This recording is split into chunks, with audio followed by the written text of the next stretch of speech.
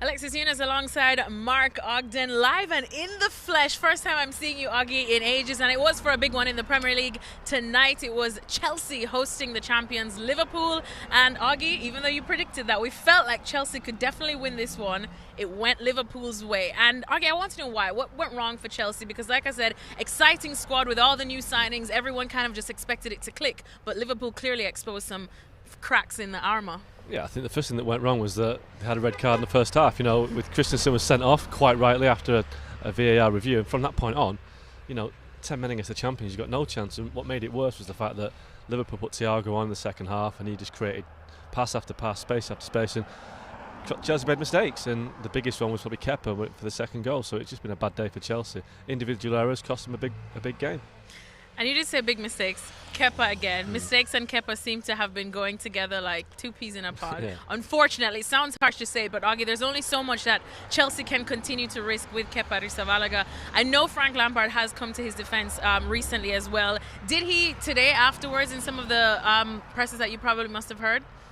Not really, no. He was asked about the mistake and he said it was a big mistake. It was a clear mistake, and then he kind of mitigated it by saying that we have to look after Kepa and make sure his confidence is fine. But I think Chelsea are going to sign Edouard Mendy this week from Rennes. So, I think he's not an established world-class goalkeeper, Mendy, but he will give some pressure to Kepa. But I just think Kepa now, for me, feels like a lost cause. It's every game. It's borrowed time.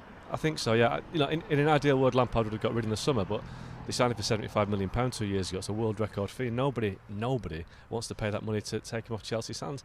They won't even get half the money back, and that's the problem. So they have to persevere with him, but they can't keep doing that, picking him every week if they're going to cost points, because it's very early season. But if you make mistakes like that, you could be looking at 4th, 5th place at the end of the season. Massive stakes at play here.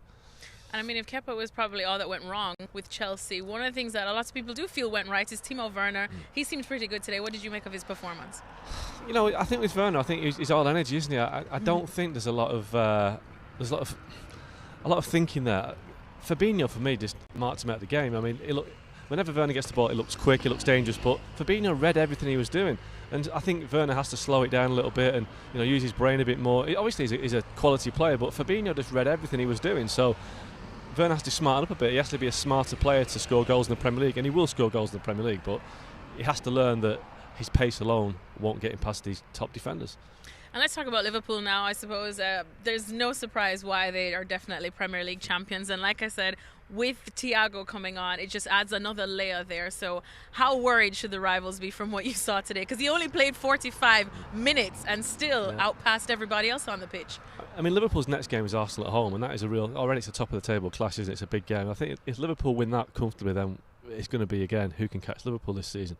But I think the thing with Thiago, he came on, and it was like the flick of a light switch. He just changed the way they played automatically. It was Liverpool tend to beat teams by hitting the ball over the top for Salah, for Mane to chase onto, and that's what they've been brilliant at for 2 years.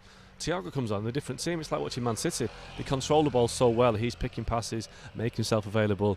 It was like watching Paul Scholes in his prime, and I know Man United fans will hate me for saying that, but the way he kept the ball away, moved the ball away, wanted the ball, even the way he tackled with the penalty that he gave away in the second half, it was Paul Scholes all over again. So, Man United have missed out on him twice now, I think it is. Liverpool have got him, and he's 29 years old. A £20 million deal for that player that looks like the bargain of the season, and he could play for 7-8 years if he plays like that. Thanks so much for watching ESPN on YouTube, and for more sports highlights and analysis, be sure to download the ESPN app, and for premium content and live streaming, subscribe to ESPN Plus.